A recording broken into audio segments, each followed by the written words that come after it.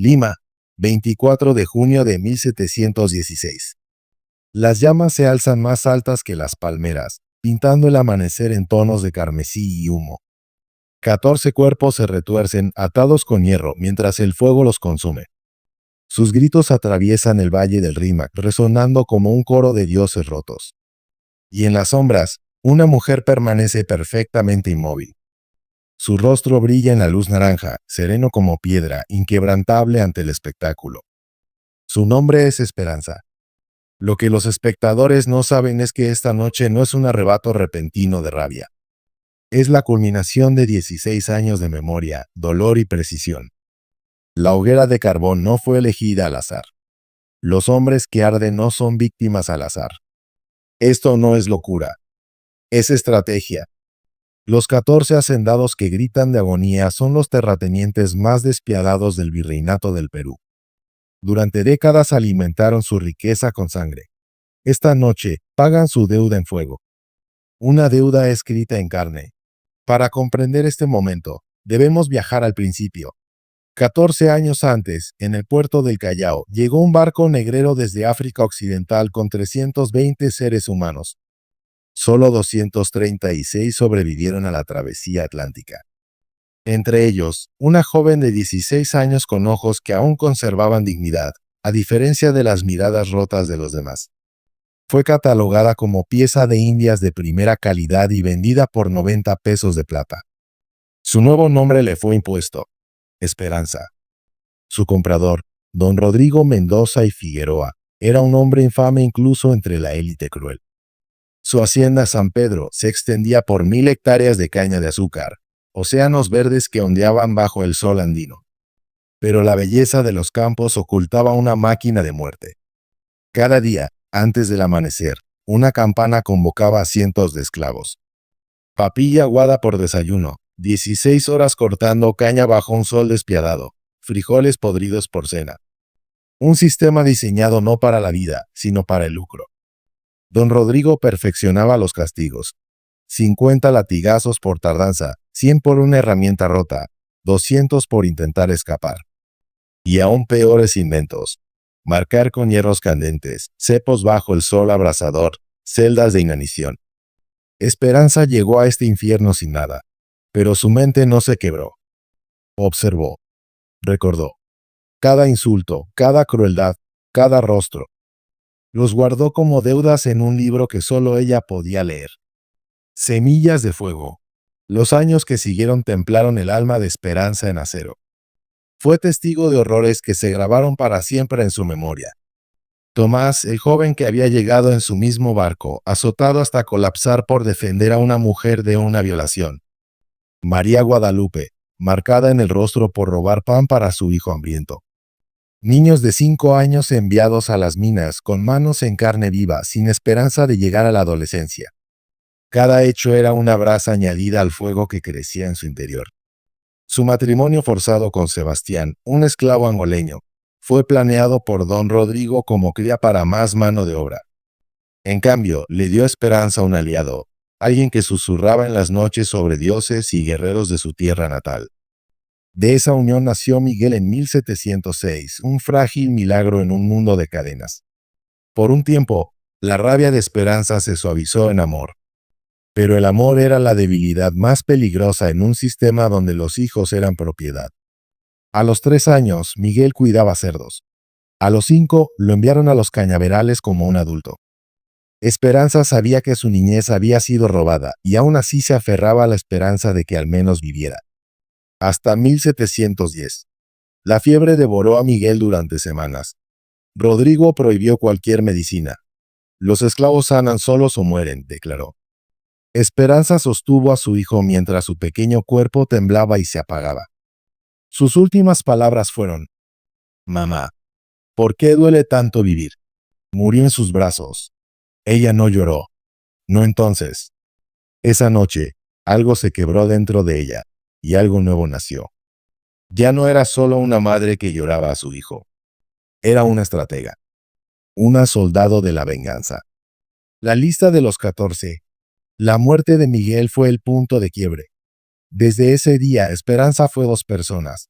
la sierva obediente que todos veían, y la conspiradora silenciosa que nadie sospechaba. Comenzó a armar una lista, los nombres de aquellos cuya crueldad superaba incluso las normas de la esclavitud. 14 en total. Don Rodrigo Mendoza y Figueroa, su amo, inventor de castigos que mezclaban tormento físico con humillación psicológica. Antonio de Ulloa y Contreras, célebre por sus experimentos con hierros candentes y por enterrar vivos a esclavos en hormigueros. Fernando de Cáceres, obsesionado con la pureza racial que desgarraba familias para criar esclavos como ganado. Diego de Alvarado, que convertía la tortura en espectáculo público, invitando a invitados a mirar hombres caminar sobre brasas. Y 10 más, cada uno con su propio catálogo de atrocidades. Hombres que habían gobernado con miedo durante décadas. Hombres que se creían intocables. Esperanza decidió que morirían juntos, en una sola noche, en un solo fuego. El conocimiento es poder, pero la venganza requiere más que odio. Requiere conocimiento. Esperanza cultivó aliados en secreto. Catalina, una esclava anciana que llevaba décadas en la casa patronal, conocía cada puerta que crujía, cada pasadizo, cada secreto íntimo de los hacendados. Le susurró que la información era más poderosa que las armas. Joaquín, mecánico del ingenio azucarero, enseñó a Esperanza el valor de la precisión, cómo podían forjarse cadenas, cómo el tiempo podía calcularse como los engranajes de una máquina. De Bonifacio, un viejo curandero del Chocó, aprendió los secretos de las plantas, la corteza que causaba parálisis, las raíces que silenciaban la respiración, las hierbas que imitaban el sueño. Esperanza memorizó cada receta, cada medida. Experimentó en secreto, primero con insectos, luego con animales, siempre con cuidado, siempre exacta. En 1714 descubrió su oportunidad. Catalina escuchó una conversación. Cada año, el 24 de junio, fiesta de San Juan, los hacendados se reunían en la hacienda San Pedro para una gran celebración. Los 14 estarían presentes, rodeados de vino y música. Esperanza ya tenía una fecha. 2 años para preparar. 2 años para convertir el duelo en justicia. El pacto de hierro. El plan requería más que veneno. Requería personas. Durante meses, Esperanza identificó esclavos en 14 haciendas que compartían su odio y su disciplina. Se comunicaban con cantos africanos que los capataces no entendían. Un verso sobre lluvia significaba que un hacendado viajaba. Una línea sobre la luna significaba que se había dictado castigo. Para 1716, 53 conspiradores estaban listos. Cada uno había sufrido, cada uno había perdido, cada uno no tenía nada que temer salvo las cadenas. Su pacto era simple. La venganza sería perfecta o todos morirían intentándolo. Y así, en esta noche de junio, mientras las llamas devoran a sus opresores, el pacto se ha cumplido. La venganza perfecta ha comenzado. El camino hacia el fuego 1710-1714. La noche en que Miguel murió, Esperanza cambió para siempre. Dejó de preguntarse, ¿por qué son tan crueles? La respuesta ya era evidente, porque podían serlo. Su nueva pregunta era más fría, más afilada. ¿Cómo puedo hacer que se detengan? El plan comenzó como una semilla. Al principio fue solo un juramento susurrado sobre la tumba de su hijo en el cementerio estéril de esclavos. Ellos pagarán. Pero los juramentos por sí solos no matan tiranos. Necesitaba método, precisión, paciencia. Transformación silenciosa. Exteriormente, Esperanza seguía igual, obediente, eficiente e invisible. Cumplía con sus tareas en la cocina, preparaba comidas, limpiaba habitaciones. Para los hacendados, era una sombra callada. Para sus compañeros esclavos, se estaba convirtiendo en algo completamente distinto. Sus ojos cambiaron primero. Catalina, la anciana, lo notó. Antes mirabas al suelo, le susurró. Ahora miras a través de las paredes. Estás viendo el futuro. Joaquín, el maquinista del ingenio azucarero, lo dijo con mayor crudeza. He visto muchas almas rotas. La tuya no está rota. Se está afilando como una espada. Esperanza comenzó a escuchar de manera distinta. Cada conversación de los amos se convertía en inteligencia. Que vino prefería a don Rodrigo. que Amante visitaba a Antonio en secreto, que Ruta patrullaban los guardias de Diego pasada la medianoche. Nada era trivial. Cada detalle podía transformarse en un arma. Un catálogo de atrocidades. Entre 1710 y 1712, Esperanza compiló su propio libro mental de crueldades. Los nombres de los 14 hacendados ya estaban elegidos, pero ahora reunía sus hábitos, sus vulnerabilidades, sus pecados. El hábito de don Rodrigo de beber en exceso pasada la medianoche. La obsesión de Antonio por los vinos raros, que siempre exigía fueran servidos a mano. El frágil orgullo de Fernando. Su necesidad de jactarse de sus experimentos de reproducción científica. El amor de Diego por el espectáculo. Su insistencia en hacer públicos los castigos. Cada detalle era un hilo. Esperanza empezó a tejerlos en un tapiz de ejecución. Aprender el lenguaje de los venenos. La venganza, comprendió, no vendría de la fuerza bruta. Aquellos hombres mandaban ejércitos de guardias, pero existía un arma más silenciosa y precisa que las espadas: el veneno. De Bonifacio, el viejo curandero, Esperanza aprendió la farmacopea de las Américas. Corteza de antá, raíz de barbasco, hongos de la Amazonía, semillas que al molerse podían paralizar los pulmones. Experimentaba con cautela. Una rata que moría demasiado rápido significaba que la dosis estaba equivocada. Un cerdo que sobrevivía confirmaba sus cálculos. Aprendió a ajustar dosis según el peso, a disfrazar el amargor con vino, a retrasar los síntomas hasta horas después. Su obra maestra fue una mezcla que inducía parálisis sin muerte inmediata. 30 minutos de aparente embriaguez, 5 horas de inconsciencia y un despertar gradual hasta plena lucidez, justo a tiempo para sentir el fuego. Esperanza ya no era solo una esclava. Se estaba convirtiendo en química, estratega general. Canciones de resistencia. La comunicación era el mayor riesgo. Una sola palabra descuidada podía condenarlos a todos. Así que Esperanza usó lo que los capataces nunca entendieron: los cantos africanos. Los ritmos de tambores y cantos transmitían mensajes. El río canta significaba que un hacendado viajaba. La luna llora por sus hijos indicaba que alguien había sido ejecutado. El maíz dorado crece alto significaba que los preparativos iban en curso. Para un capataz ignorante, las canciones eran nostalgia de una tierra lejana. Para la red de Esperanza, eran órdenes. Para 1713, su alcance se extendía por 14 haciendas. 53 hombres y mujeres se habían comprometido al plan. Algunos eran jóvenes e imprudentes, otros mayores y pacientes. Pero todos habían perdido a alguien por la crueldad de los hacendados. La revelación de San Juan. En abril de 1714, Catalina escuchó algo que convirtió la fantasía de Esperanza en un proyecto concreto. Cada año, el 24 de junio, fiesta de San Juan, los hacendados se reunían en la hacienda San Pedro para una gran celebración. Era el único día del año en que los 14 estaban juntos.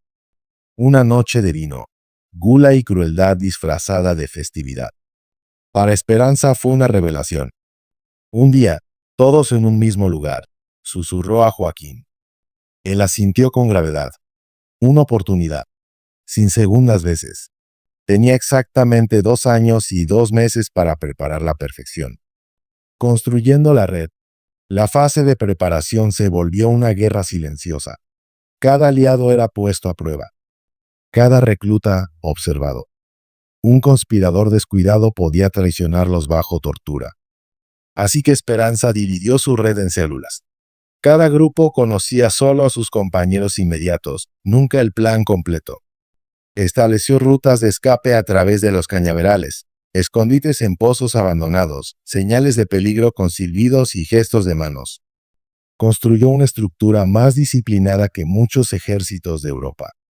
A finales de 1714, había escogido a 53 conspiradores. Ni más ni menos. Eran los que tenían suficiente odio para arriesgar la muerte, suficiente disciplina para guardar secretos, suficiente valor para enfrentar el fuego. El pacto de silencio. Una noche, bajo un cielo sin luna, los 53 elegidos se reunieron en el cementerio de esclavos. Entre tumbas sin nombre, Esperanza habló. Nos quitaron a nuestros hijos. Nos marcaron el rostro. Nos trataron como animales. Pero esta noche juramos que su reinado termina. O los quemamos juntos o morimos juntos. No existe un tercer camino. Cada conspirador tocó la tierra, jurando silencio. Ningún grito de dolor, ningún ruego de piedad los haría traicionar el plan. Desde esa noche, Esperanza dejó de ser simplemente una esclava. Se convirtió en su comandante. Una madre convertida en general. En su interior seguía pensando en Miguel. Cada detalle de su plan estaba dedicado a él. Cuando calculaba dosis de veneno, recordaba su aliento febril. Cuando diseñaba la hoguera, recordaba su pequeña tumba. Su duelo se había convertido en un ejército. Para 1715, la red funcionaba como una máquina. Canciones llevaban instrucciones codificadas a través de los valles. Los suministros se contrabandeaban a plena vista. Carbón escondido en carretas de grano, cuerdas disfrazadas de redes de pesca, hierbas secas prensadas en pan. Esperanza ensayaba todo. Tiempos, traslados, señales. Practicaban cargar sacos de maíz como si fueran hombres inconscientes. Catalina ensayaba servir vino con dosis falsas de hierbas inofensivas, aprendiendo a emparejar vial y víctima sin fallar. El fracaso no era una opción. Un solo error podía significar una masacre. La hoguera de carbón. La hoguera misma requirió meses. Joaquín, con su conocimiento de metalurgia, diseñó cadenas que ningún hombre podría romper una vez debilitado por el veneno. También ideó el foso, un horno subterráneo de piedra y madera de algarrobo, alimentado con carbón recolectado por niños esclavos. La ironía era deliberada. El mismo carbón que había roto las espaldas de niños de 5 años ahora consumiría a sus amos. La construcción se realizó en secreto, piedra por piedra, transportadas de noche, disfrazadas como reparaciones del ingenio. Al final, una estructura se alzaba oculta tras los cañaverales. Un horno de muerte esperando solo a sus víctimas. La cuenta regresiva final. Cuando junio de 1716 se acercó, el mundo de Esperanza se volvió más frío, más preciso. Cada respiro que tomaba estaba medido contra el plan. Cada canción, cada mirada, cada silencio llevaba un significado. Ya no pensaba en sobrevivir. Solo pensaba en triunfar. Si moría en el intento, que así fuera. Lo que importaba era que los hacendados murieran con ella. El 20 de junio, 4 días antes de San Juan, los conspiradores se reunieron de nuevo en el cementerio. Esperanza miró a sus ojos. «Estamos listos», dijo. Y 53 voces respondieron al unísono. «Estamos listos». La noche del fuego estaba cerca. La noche de San Juan, 23-24 de junio de 1716. Durante 2 años, el plan de Esperanza había vivido solo en susurros, sombras y ensayos. Pero ahora el día había llegado. 23 de junio, la víspera de San Juan. La fiesta del fuego y de los santos. El día en que los crueles conocerían sus propias llamas. La celebración de los amos. Al caer la tarde, la hacienda de San Pedro brillaba como una joya de conquista. Don Rodrigo no había escatimado gastos. Candelabros de plata de Potosí, estandartes de seda de Manila, músicos afinando arpas en el patio. El patio central, normalmente escenario de azotes y castigos, había sido transformado en un salón de baile para los señores de la crueldad. Uno a uno, los invitados fueron llegando. Antonio de Ulloa descendió de su carruaje dorado, tirado por 6 mulas, anunciándose con trompetas como si fuese un rey. Fernando de Cáceres entró con 15 guardias armados, prueba tanto de su riqueza como de su paranoia. Diego de Alvarado, fiel a su reputación, trajo consigo a 3 adolescentes esclavizados de Angola, regalos para el placer de sus compañeros. Dentro de la cocina, las manos de Esperanza se movían con calma mecánica. Picaba cebollas, salaba la carne, removía salsas, pero sus ojos no dejaban de observar. Cada llegada, cada posición de los guardias, cada movimiento de los hacendados, todo lo registraba. Esa noche, cada detalle importaba. La tarea de Catalina. A sus 60 años, Catalina debería haber sido demasiado vieja para la rebelión. Pero sus manos firmes eran la pieza clave del plan. Llevaba décadas sirviendo vino a los amos. Nadie sospecharía de ella aquella noche. de Esperanza recibió una bandeja con frascos de vidrio, cada uno marcado con un símbolo que solo ella entendía. Puntos, rayas, rasguños que a nadie más le dirían nada. Un punto significaba la copa de don Rodrigo. 2 puntos para Antonio. 3 para Fernando. Cada frasco contenía una dosis calculada con precisión, ajustada al peso corporal y a la resistencia de cada víctima. El veneno era invisible en el vino, sin sabor, sin olor. Una obra maestra de venganza disfrazada de hospitalidad. El banquete. A las 8, cuando las campanas de Lima anunciaban el final del día, el banquete comenzó. Los hacendados se reunieron alrededor de una larga mesa rectangular tallada en cedro, pulida hasta brillar. Sus platos rebosaban de cordero asado, papas y ajíes con especias de Cusco. La conversación fluía tan fácil como el vino. Don Rodrigo hablaba de nuevos métodos para disciplinar esclavos, obligar a madres a presenciar la violación de sus hijas. Antonio se jactaba de sus experimentos de marcado, moldeando cicatrices en símbolos decorativos. Fernando daba un sermón sobre la pureza racial, sus planes de criar esclavos como si fueran ganado. Diego entretenía al grupo con risas, contando cómo obligó a un padre a azotar hasta la muerte a su propio hijo. Para los hacendados, esos eran temas tan triviales como el clima. Para Esperanza, cada palabra era confirmación de que la justicia estaba atrasada. El vino del juicio. A las 9:30, llegó el plato principal. Cordero asado con papas amarillas y un rico vino tinto. El momento de la verdad. Catalina se movió con gracia entre ellos, sirviendo cada copa con la precisión de una cirujana. Uno a uno, los frascos fueron vaciados en copas venecianas, disfrazados como mera hospitalidad festiva.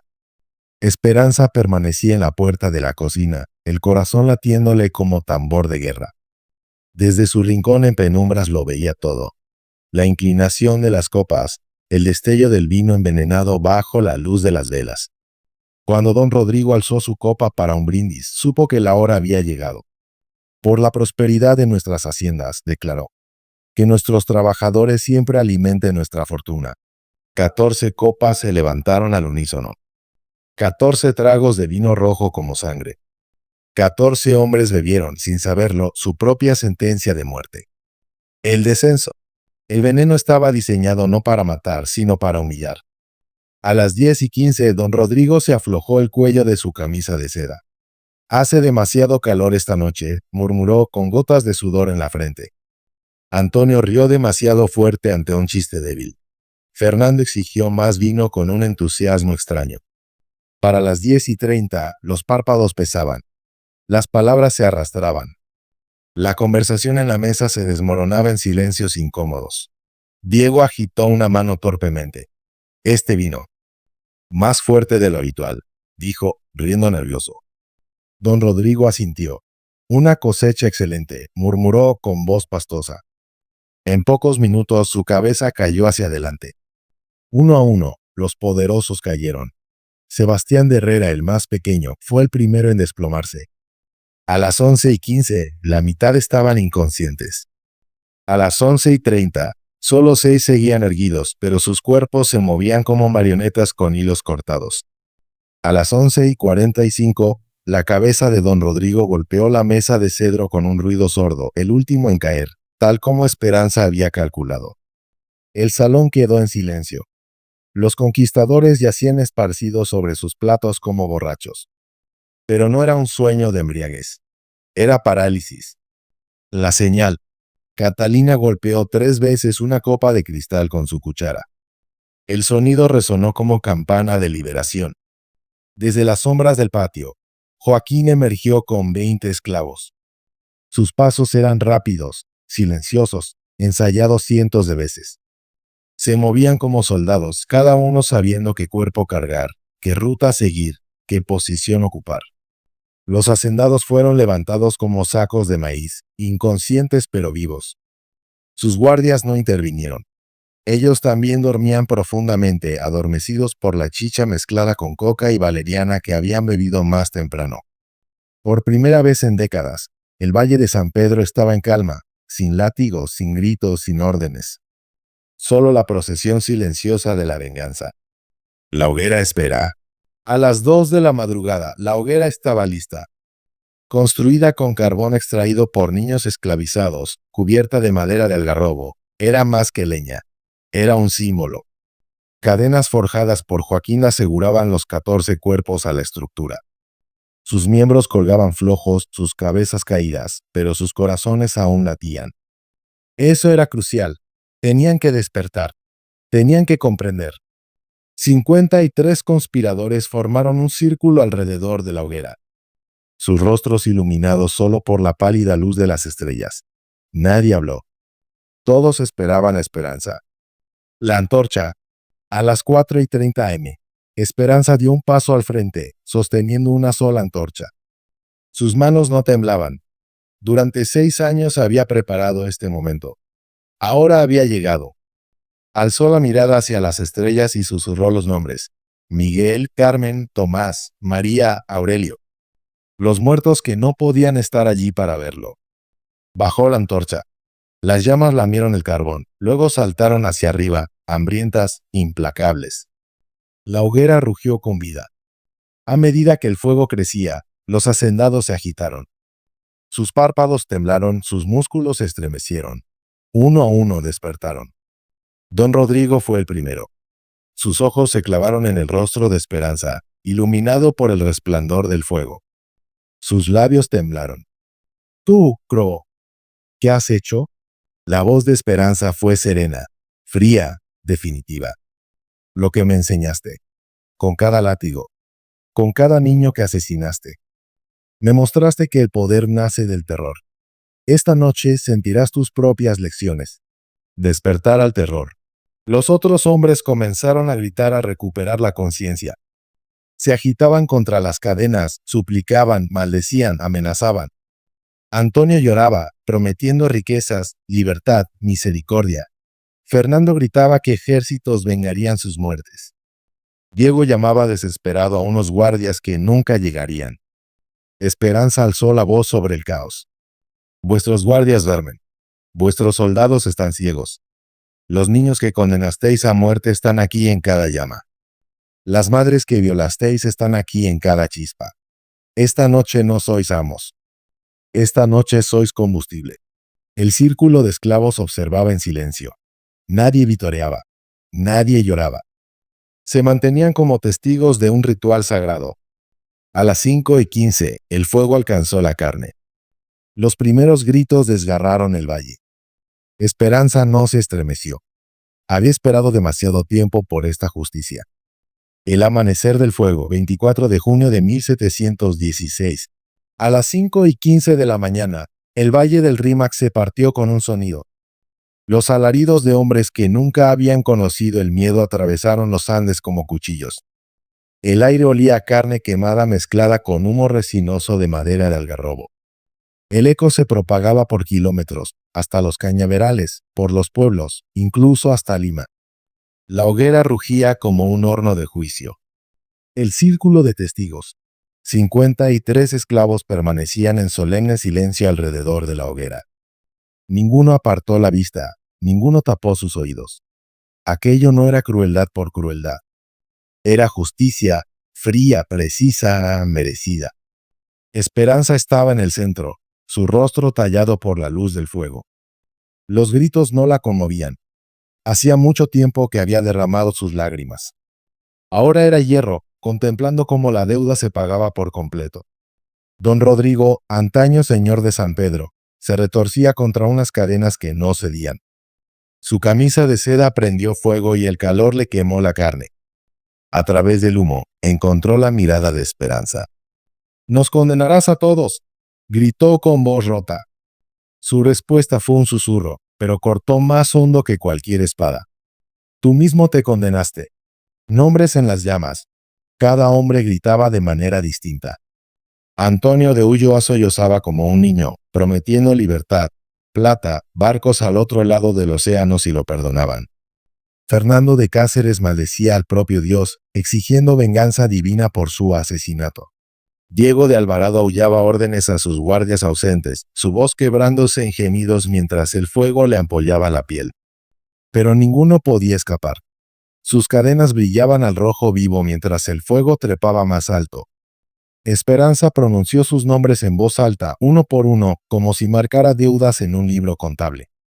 Rodrigo Mendoza y Figueroa. Pagado. Antonio de Ulloa y Contreras. Pagado. Fernando de Cáceres.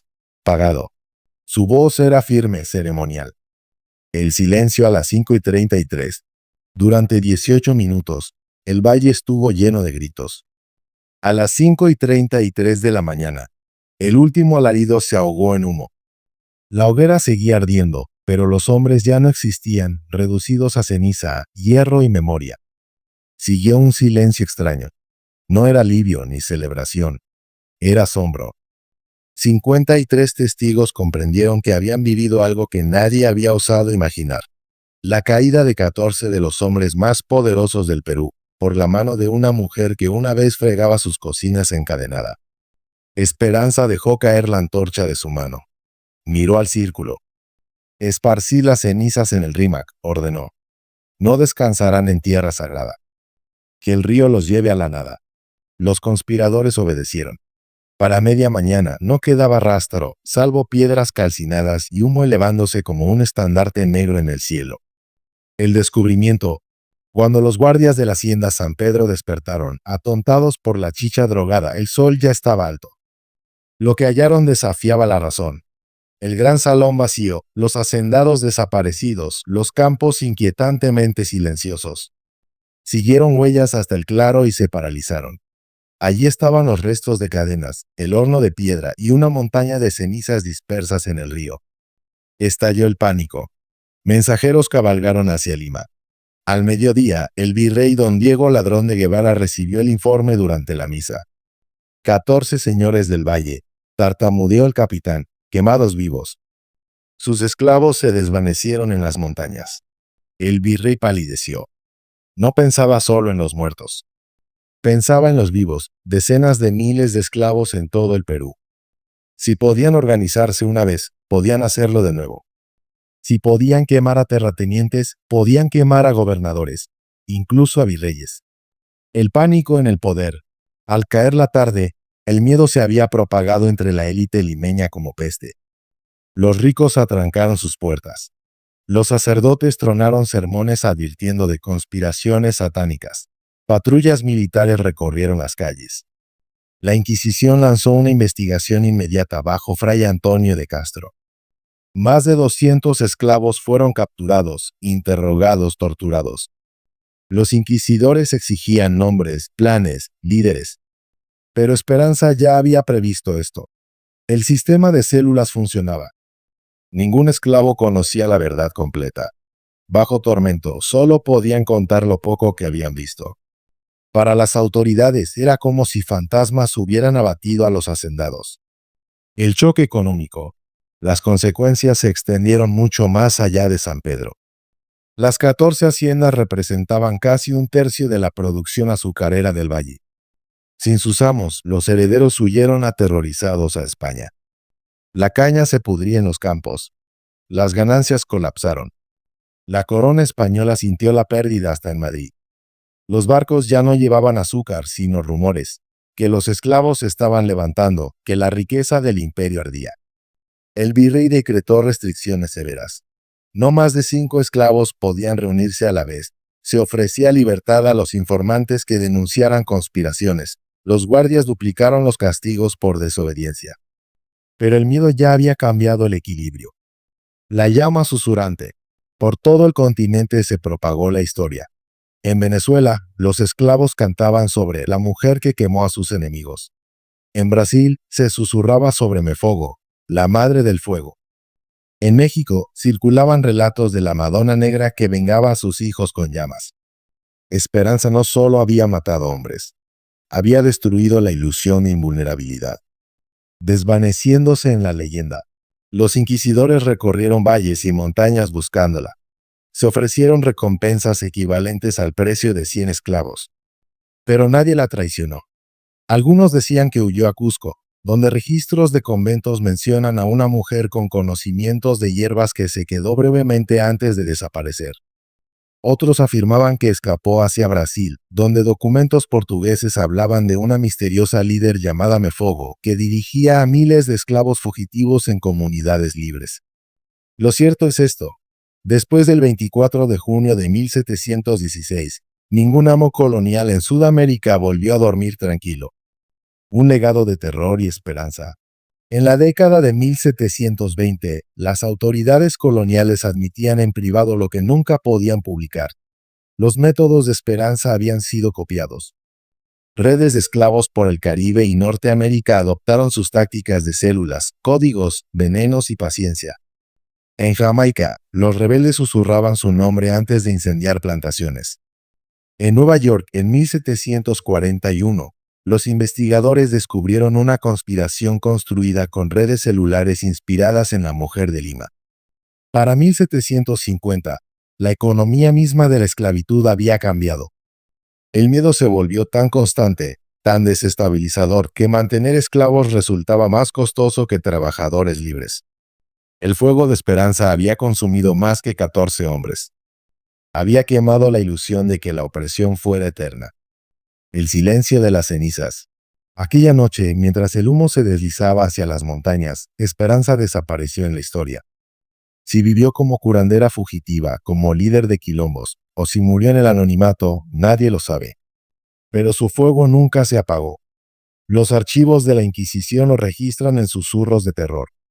Esta mujer no solo ha matado hombres, ha matado la paz misma. Ya no vemos esclavos resignados a su destino. Vemos cálculo en sus ojos. Saben que la venganza es posible. Después del fuego, el nacimiento de una leyenda. La mañana del 24 de junio de 1716 no terminó simplemente con cenizas y silencio. Marcó la muerte de un mundo y el nacimiento de otro. El hechizo roto. Durante siglos, el poder de los hacendados había descansado sobre una ilusión. Que los esclavos eran demasiado débiles, demasiado fragmentados, demasiado quebrados para resistir. El fuego de Esperanza destrozó esa ilusión en una sola noche. El virrey del Perú escribió desesperado a Madrid. Si pudieron matar de un golpe a 14 de los hombres más poderosos de este valle, ¿qué les impide hacernos lo mismo a todos nosotros? El miedo se esparció como humo en cada palacio colonial. Ningún látigo parecía lo bastante pesado, ningún guardia lo bastante fiable, ninguna cadena lo bastante irrompible. El hechizo de invulnerabilidad se había roto para siempre. El fracaso de la Inquisición. La investigación se prolongó durante años. Cientos de esclavos fueron torturados y aún así ninguno confesó conocer el plan completo. El sistema de células funcionaba a la perfección. Ninguna persona podía traicionar a Esperanza porque ninguna conocía todo. Fray Antonio de Castro escribió con amargura en 1717. Estamos luchando contra sombras. Quien haya orquestado esto no fue una mujer ignorante, sino una estratega de la más alta disciplina. Si esta semilla se esparce, será la ruina de todas las Américas. Pero la semilla ya se había esparcido. Canciones de fuego. La noticia de la venganza de Esperanza cruzó océanos más rápido que los galeones. En Venezuela, los esclavos cantaban canciones de trabajo sobre la negra del fuego. En México, su historia se mezcló con la imagen de la Virgen, susurrada en secreto como la madre terrible, la madre que vengaba a sus hijos. En Brasil, funcionarios portugueses documentaron rumores de Mefogo, la madre del fuego, que dirigía a esclavos fugados en los quilombos, esos reinos ocultos de libertad en la selva. Incluso en Jamaica, los cimarrones rebeldes invocaban su nombre antes de atacar plantaciones, asegurando que su fuego iluminaba su camino. Esperanza ya no era carne y hueso, era mito. La sombra de sus métodos. Pero no solo fue el mito lo que se propagó, fue el método. Organización en células. Pequeños grupos, cada uno conociendo solo un fragmento del plan, de modo que ninguna tortura pudiera desentrañar el todo. Canciones como código.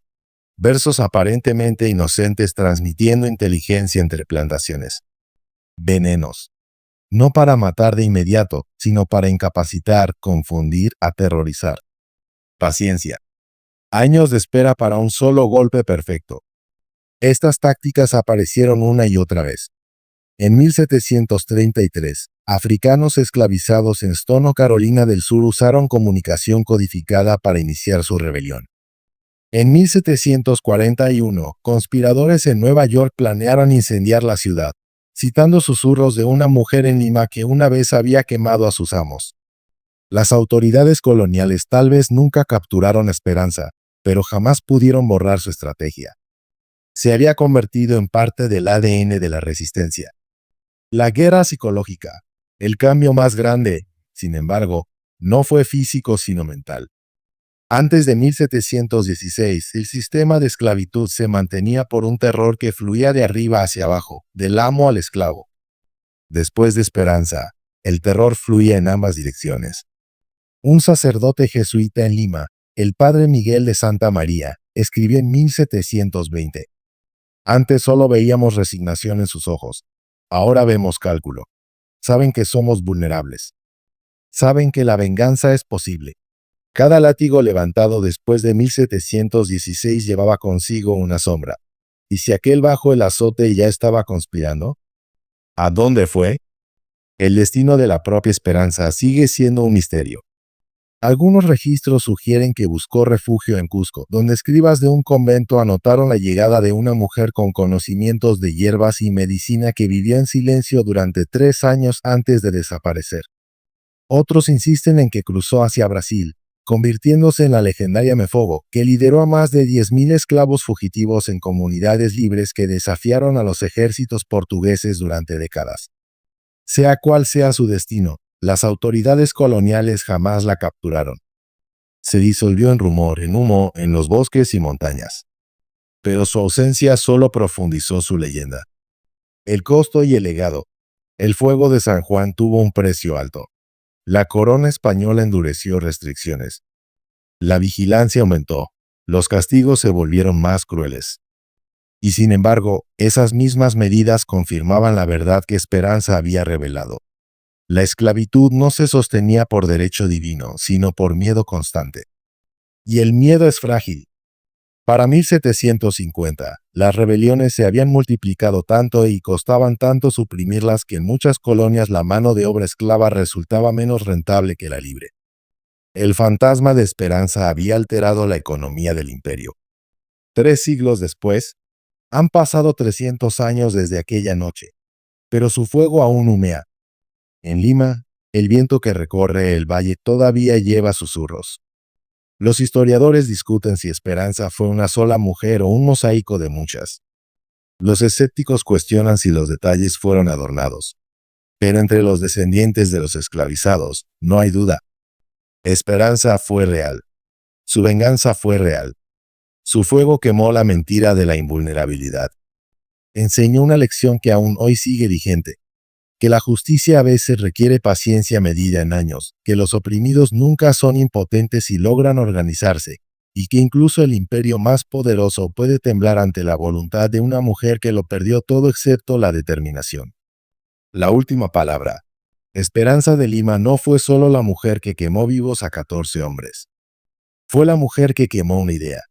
La idea de que la opresión es eterna, de que la crueldad no tiene respuesta, de que el poder es inquebrantable. Demostró que incluso en el horno más oscuro de la historia, los oprimidos pueden convertirse en jueces, y la justicia puede llegar en llamas. Su historia no es un relato de crueldad, es un relato de equilibrio restaurado. La historia de una madre que convirtió el dolor en estrategia, las cadenas en armas, el silencio en fuego. Y aunque hayan pasado siglos, su antorcha nunca se ha apagado. Porque siempre que alguien susurra resistencia, siempre que los oprimidos se atreven a imaginar la venganza, siempre que los poderosos tiemblan ante la idea del ajuste de cuentas, el fuego de Esperanza sigue ardiendo.